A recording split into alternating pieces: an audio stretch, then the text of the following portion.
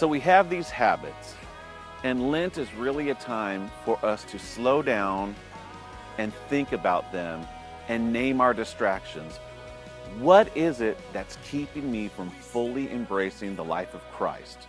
What is it that is keeping me from living the way Christ wants me to live and the life Christ wants me to live? So Lent is a time for us to refocus on all that God has for us and to cut away and eliminate these things that keep us from being all that He wants us to be.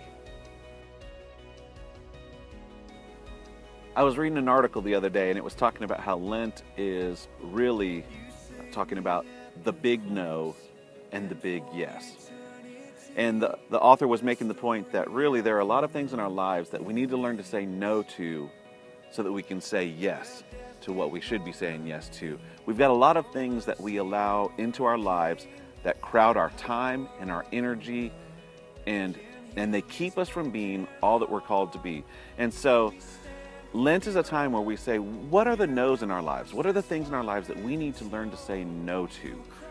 Whether it's unhealthy habits, whether it's, drugs or eating issues, whether it's unhealthy spiritual diets, maybe we have issues with jealousy or gossip or seeing the worst in people.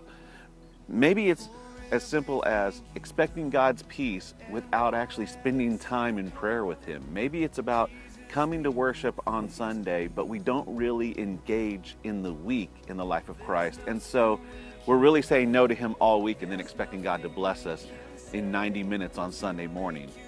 So we've got these no's, whether they're physical or spiritual or emotional, that Lent is a time where we can strip away and take away so that we can say yes to all that Christ wants us to be. John Wesley talked about these means of grace, and they were things like prayer. They were searching the scriptures. They were acts of kindness. They were fasting. It was dealing with justice.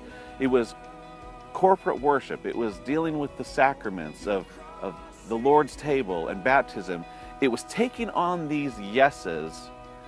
But to be honest, if we're going to take on these yeses, we have to say no to certain things. It just doesn't work for us to have both. So we choose to say no during this time of Lent.